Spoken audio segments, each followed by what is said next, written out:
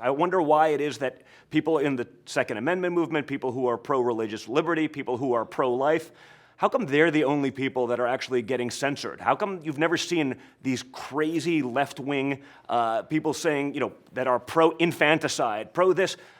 They've never been deplatformed. They've never been demonetized. They've never even complained about the issue.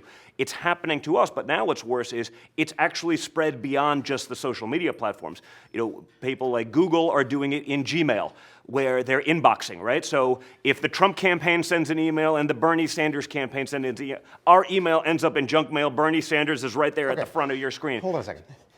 If somebody like me or like a leftist went after the Trump organization like they have and said, we want to control the way you do business. You're giving preferential rates to conservatives. You're charging liberals more for their hotel rooms. Wouldn't you say, hey, it's our company. We do whatever the hell we want?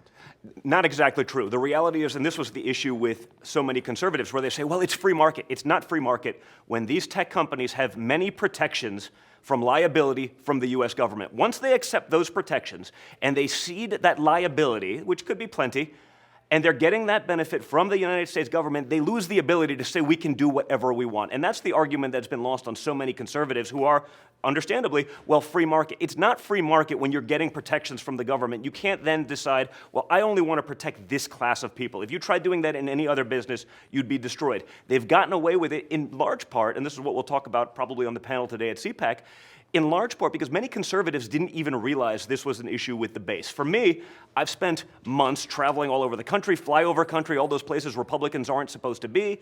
I actually know people there. This is probably a top 3 issue with the conservative base, but many conservatives didn't actually realize it was a problem. So wait, so you're saying if they get government benefits, that they can't discriminate, basically? Yeah, correct. So you're saying this is like if a university gets Pell Grant money, they can't be preferring one race over another? Are you putting it in that class? I would say it's very comparable. Someone's going to, oh my God, that's outrageous that you could liken them to the same thing. But when you're talking about the very severe attack on our First Amendment rights, again, only a one-sided attack. It's not like they're censoring all things. They now want to put scales where people in the news are going to rate the truth and efficacy of a statement. Well, who's going to do that? CNN, who has 96% negative coverage of Trump, they're trying to tip the scales. They've done it very effectively. Are you saying the First Amendment applies to media companies?